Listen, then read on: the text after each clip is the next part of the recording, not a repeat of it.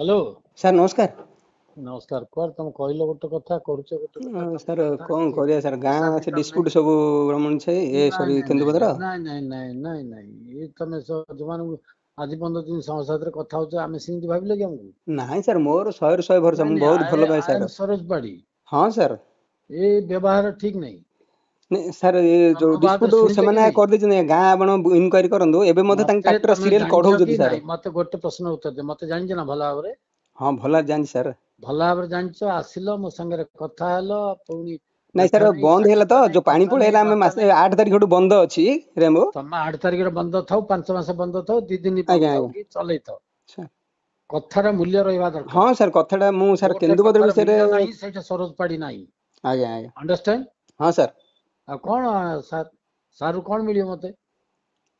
ତମେ କହିଲ ମୁଁ 2-3 ଦିନ ଭିତରେ ଆସୁଛି, ଆଜି ପର୍ଯ୍ୟନ୍ତ ଆଉ ଦେଖା ନାହିଁ କି ସାକ୍ଷାତ ନାହିଁ। ନାଇଁ ତ ଘାଟ ଥରେ ବନ୍ଦ ହେଲା, କେନ୍ଦୁପତ୍ର କିଛି ଡିସାଇଡ୍ ହେଇପାରିଲାନି ତ ସାର୍, ମୁଁ ଟିକେ ରହିଗଲି। ମୁଁ କହିଥିଲି ନାଇଁ ବାପାଙ୍କୁ ନାଇଁ ଯେ ତମେ ଏମିତି ଲୋକ କେନ୍ଦୁପତ୍ର ମତେ ଯାହା ଡିସ୍ପ୍ୟୁଟ୍ ଜଣା ଅଛି। ପଡୁଛି ତମେ ବିଜନେସ ଲାଇନ ର ଲୋକ ନୁହଁ, ସୁବିଧାବାଦୀ ଲାଇନ ର ଲୋକ। ନାଇଁ ମୁଁ ସୁବିଧା ନାହିଁ ସାର୍। ହଁ ସୁବିଧା ଯଦି ମୁଁ ସେ କେବେ ହେଲେ ତମେ ସେମିତି ଏବେ ହବି ସେ ଆଜ୍ଞା, ଘାଟ ଆଗକୁ କିଏ ଆମେ ଚଲଉଛି ସବୁବେଳେ ଦେଖଉ ନା। ବେଡସିଂ? ନାଇଁ ସାର୍, ମୁଁ ସେ ଟାଇପ୍ର ଗୁଡିସର ନାହିଁ। ଏବେ କିଏ ଚଲଉଛି?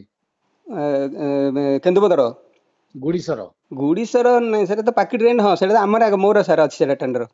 ଚଲଉଛ ତ? ହଁ ବନ୍ଦ ଅଛି ଏବେ 8 ତାରିଖଠୁ। 8 ତାରିଖ ତମେ ପଇସା ଦବ ବୋଲି କହିଲ, ଗୁଡିସର ପଇସା କାହିଁ ଦେଲନି ତ? ନାଇଁ ଗୁଡିସର ସାର୍ ଦି ଚାଲିନି। ମୁଁ ମାସ ହେଲା ବାପୁକୁ ଦେଇନ ନେଇକରି ତମେ ଖାଲି ପଇସା। 2 ଲକ୍ଷ ଟଙ୍କା ଦେଇଥିଲି, ଜଷ୍ଟ ଯେ ମାଗିଲେ ପରେ। ନାଇଁ ନାଇଁ 2 ଆଉ ମାସର କହିଲେ ଯେ ପଇସା ରାନିଂ ହେଲା ତମେ 2 ପରେ ମୁଁ ମାସ ହେଲା ଦେଇଦେଲି, ବର୍ତ୍ତମାନ ତ ବିଲକୁଲ ବନ୍ଦ ହେଇଗଲା ଟଙ୍କାଟେ ବି ସାର୍, ଆଉ ଦେଇନ। କଣ କରିବା। ହଁ ମୁଁ ବାପା ମାଗିଲା ପରେ 2 ଲକ୍ଷ ଦେଇଥିଲି, ତାପରେ ତ ପାଣି ସେତେବେଳେ ପଳେଇଲା, ଆସିଥିଲ ବନ୍ଦ ଦେଇଥିଲ, ହେଇଯାଇଛି। 2 ଘାଟ ମାସ ସାର୍ ହେଲା ବନ୍ଦ ତମେ ଅଛି ଘାଟ। ଚଲେଇଛ, କାହିଁ କିଛି କହିନ ଆଉ? ନାଇଁ ଘାଟ ତ ବନ୍ଦ ଅଛି, ତାପରେ ସେ ନାଇଁ ଯୋଉ ନାଇଁ ପେନାଲ୍ଟି ନାଇଁ ଯାହା ନାଇଁ ପଡିଯାଇଥିଲା ନାଇଁ ସେ ନାଇଁ ପେନାଲ୍ଟି। ତମର କଥା କିଛି ଇଏ ନାହିଁ, ଠିକ ଠିକଣା ମତେ ଲାଗୁନି। ନାଇଁ ସାର୍ ଏମିତିରେ ଠିକ ହୁଏନି ହେଇଗଲେ କାମ। ହଁ କେନ୍ଦୁପତ୍ରଟା ଆରମ୍ଭ ହେଇସାରିଲେ ସବୁ ମେକଅପ୍ ହେଇଯାଇଥିଲି, ମୁଁ ଏମିତି ଭାବିଲି ବୋଲେ କେନ୍ଦୁପତ୍ର ତ ଡିସ୍ପ୍ୟୁଟ୍ ଛିଡୁନି। ନାଇଁ ତମେ ଡିସ୍ପ୍ୟୁଟ ସେଟା କିଏ, ସେଟା ୟାକୁ ସବଲିଜରେ ଦେଇ ଦେଇଛ ପରା। କାହାକୁ? ହଁ କେନ୍ଦୁପତ୍ର ତ ସେଟା ମୁଦୁଲିକୁ ଆପଣଙ୍କ ଏରିଆଟା। କେନ୍ଦୁପତ୍ର ତ କିଛି ଠିକ ହେଲାନି ସାର୍, ସିଏ ତ। ସେ ମୁଦୁଲିକୁ ତମେ ଗୁଡିସର ଟା ଦେଇ ଦେଇଛ ପରା ନାଇଁ ସବଲିଜରେ। ସିଏ କିଏ ମୁଦୁଲି କିଏ ଆଜ୍ଞା, ମୁଁ ଲିଜ୍ ହୋଲ୍ଡର। ମୁଦୁଲି କଣ ଦେଇଦେବି ସାର୍? ରାଇଟ୍, ମୋ ପାଖରେ ଏଗ୍ରିମେଣ୍ଟ କପି ଥୁଆ ହେଇଛି, ତମେ ଦେଇ ନାଇଁ ଦେଇଛ। ମୁଦୁଲି କିଛି ନାହିଁ। ତାକୁ ସେ ଯୋଉ 2022 ରେ ପରେ ତାକୁ ଖାଲି ବୁଝିବାକୁ ଦିଆଯାଇଥିଲା, ବୋଲେ ସେ ନାଇଁ ଭାଇ, ବୁଝିଲାନି କି ପଇସା ବୁଝିବାକୁ ଦେଲାନି, ସେ ଦେଇଥିଲେ ଆଉଟ୍ କଣ ହେଇଗଲା। ଦେଇଥିଲେ? ଏଗ୍ରିମେଣ୍ଟ ତ କରିଛ ନା।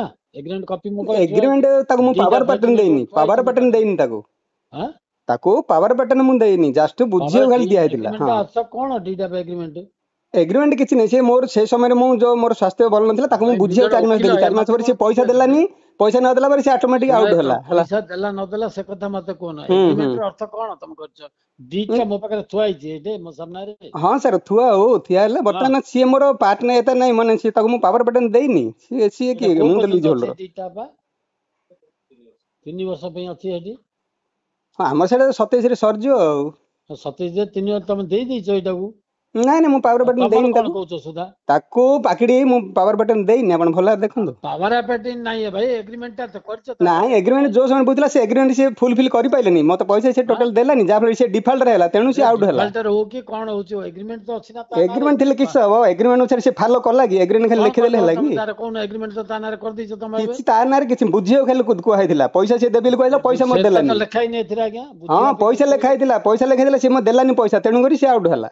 ଆଉଟ୍ ହେଲା ବୋଲି କହିଲେ ତମେ ପାଟିରେ ଆଉଟ୍ କାଗଜ ପତ୍ର ଆଉ ଲେଖିକି କାଗଜ ଦେଇପାରିବ ପତ୍ର ତାକୁ। ସେ ଚାବି ପକେଇଲା, ମୋର ଚଲେଇନି। ସେ ସମୟରେ ଯିଏ ତହସିଲଦାର ହେଲେ ଥିଲେ, କଣ ଏଡିଏମ୍ କରିବ ସବୁ ଥିଲେ, ତମେ ସେ ଭାଇ କୁହ ବିଷୟରେ ମତେ? ଏତେ କଥା ବୁଝୁନ ତମେ। ସେ ବିଷୟରେ ଜାଣିଛନ୍ତି। ଆଇନ ସବୁ ଅନୁସାରେ ମାନେ ସିଏ ଥାନା ବି କଥା। ଜାଣିଛି, ସମସ୍ତେ ଜାଣିଛି, କଲେକ୍ଟର ବନ୍ଧ ସାର୍ ଏ ବିଷୟରେ ସବୁ ଜାଣିଥିଲେ ତା କଲେକ୍ଟର ବିଷୟରେ। ଜାଣନ୍ତୁ, ଯିଏ ଜାଣନ୍ତୁ, ମୋର ସେଥିରେ କିଛି ଦେବାର ନେବାର ନାହିଁ ବାପା। ମତେ ଆଜ୍ଞା ଆଜ୍ଞା କଲେକ୍ଟର ରାମ ଭୀମ ମତେ ବୁଝନ, ସାର୍ ବୁଝିଲ ସାର୍ ନା?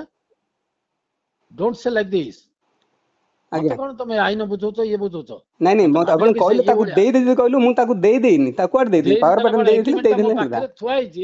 ହଁ ଆଗରେ ଏଠି ଥୁଆ ହେଲେ ତାକୁ ପାୱାର ବଟନ ମୁଁ ଦେଇନି। ସେ ପାୱାର ବର୍ତ୍ତମାନ ଅଫ୍ ଆଟର୍ଣ୍ଣି କଣ? ଏଗ୍ରିମେଣ୍ଟ ଅର୍ଥ କଣ? Power of attorney? Agreement what is the ଅର୍ଥ ଡିଫରେନ୍ସ ୟୁ ନୋ? ଏଗ୍ରିମେଣ୍ଟ 17 ପର୍ଯ୍ୟନ୍ତ ଦିଆହେଇଛି, ତାକୁ ମୁଁ ହାତ କାଟିକି ଦେଇନି। ତାକୁ 17 ବୁଝିବାକୁ ପର୍ଯ୍ୟନ୍ତ ଜଷ୍ଟ ଅଛି ଦିଟା। ଦିଆହେଇଥିଲା। ତାକୁ ବୁଝିବାକୁ ଦିଆଯାଇଥିଲା, କଣ୍ଡିସନ କରାଯାଇଥିଲା, ସେ ମନ୍ଥଲି ମତେ ଦେବି ବୋଲି, ସେ ଆରେ ଭାଇ ଦେଲାନି, ସେ କଣ ଲେଖା ଫୁଲଫିଲ୍ ହେଇଛି ତମେ କରିପାରିଲାନି। ପଢିକିରି ଏଇଟା ସତ କରିଛ ନା ଖାଲି ସତ ହଁ କରିଦେଇଛ? ଖାଲି ସନ୍ଦେହ କଲେ, ସେ ମତେ ଏଗ୍ରିମେଣ୍ଟ ଯୋଉ ପ୍ରକାର କରିଥିଲା, ସେ ସମୟରେ ସେ ଫୁଲଫିଲ୍ କରିପାରିଲାନି, ମତେ ଦେଲାନି ପଇସା। ନଦେଲେ ତାକୁ ମୁଁ ଛାଡିକି ନଦେଲେ ହେଲେ ତମେ ତ ଏଗ୍ରିମେଣ୍ଟରୁ ଇଏ କଲନି। ଏଗ୍ରିମେଣ୍ଟ ଇଏ କ୍ୟାନସଲ କଲେ, ସେ କରିଦଉନ ଧରାଯାଉ ଏଗ୍ରିମେଣ୍ଟ। ଦେଲାନି ପରା। ଆମର ରେମ୍ ଚାଇପ ଗୋଟେ ବର୍ଷେ ମତେ ସେ ଚଲେଇ ଦେଲେନି, ବର୍ଷରେ ସେ ଲସ୍ ନାଇଁ ମତେ ଭାଇ, ଦବ। ଯଦି ସିଏ ନକଲ ନା ତମେ ଖାଲି ଏଗ୍ରିମେଣ୍ଟରୁ ଟେଣ୍ଡର ହେଇଛି, ତାକୁ ଆମର ଇଏ 1.5 ବର୍ଷ କରିଦେଲନି। ଚାଲିନି, ରେମ୍ ସିଏ ବନ୍ଦ କରିକି ରଖିଲେ ତ ତାର ଲସ୍ କିଏ ଦବ?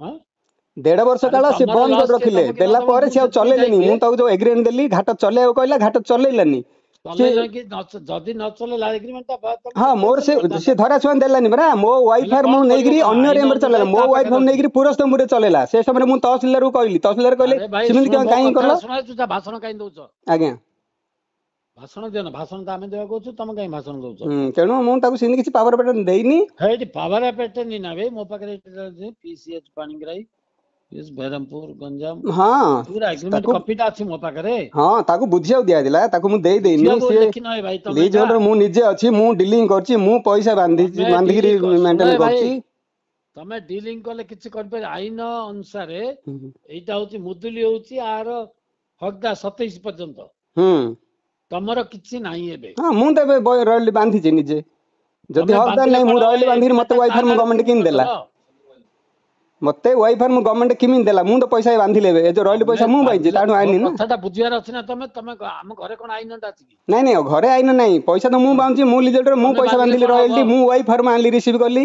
ତମେ ୱାଇଫ ରିସିଭ କରିଲ ସବୁ କରିବ हम्म କିନ୍ତୁ ଏଗ୍ରିମେଣ୍ଟ ତା ନାଁରେ ଅଛି ନା हाँ थाउ से नौ न हेले कोन असुविधा ହେଲେ ଆମେ କାହା ସାଥିରେ କଥାବାର୍ତ୍ତା କରୁ हाँ करन दो ଆମେ ତମ ସାଥିରେ କଥାବାର୍ତ୍ତା କଲୁ ତମେ ତ ଧରା ଛୁଆଁ ଦେଲନି କି नहीं ଦେଖା घर ସାକ୍ଷାତ छम ଦେଲନି लागे चालिनी घाट चालिनी आज्ञा ତମେ बंद ଘାଟ अछि ଚଲା ନ ଚଲାଏ ବାବୁ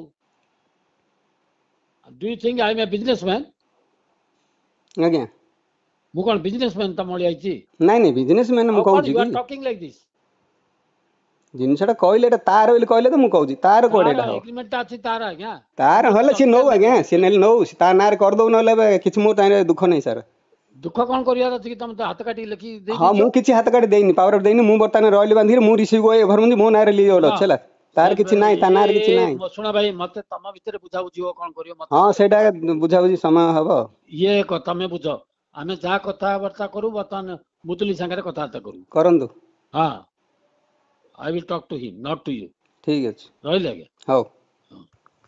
ବେଶୀ ଫାଲତୁ କଥା